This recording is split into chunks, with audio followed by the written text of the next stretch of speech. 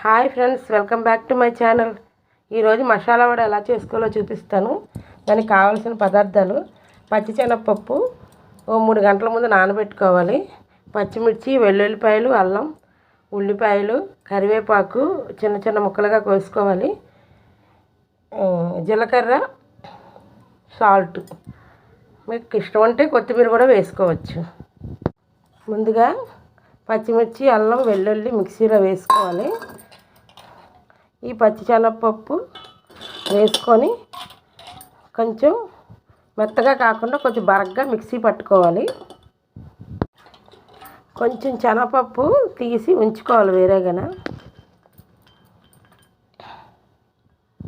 చూడండి ఫ్రెండ్స్, ఇలాగ కొంచెం బరగ్గా మిక్సీ పట్టుకోవాలి. ముందుగా మనం తీసుకున్న శనగపప్పు, జీలకర్ర, సాల్ట్, ఆనియన్స్, కరివేపాకు ఇందులో వేసుకొని బాగా కలుపుకోవాలి.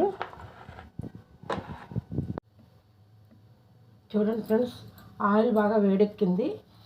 ఇందులో వడలు వేసుకుందాం. మనం దళసరిగా వేసుకోకూడదు, కొంచెం మంచిగా వేసుకుంటే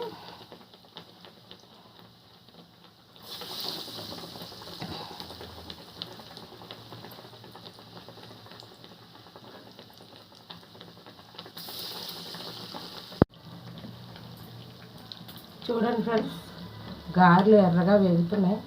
ఇంకొక 2 నిమిషాలు వేగితే బాగా క్రిస్పీగా ఉంటాయి.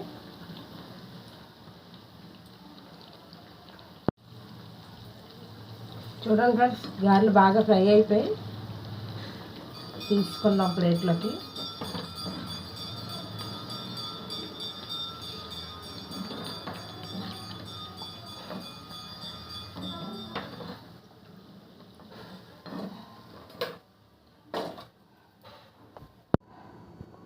వేడి వేడి మసాలా వడ రెడీ ఫ్రెండ్స్.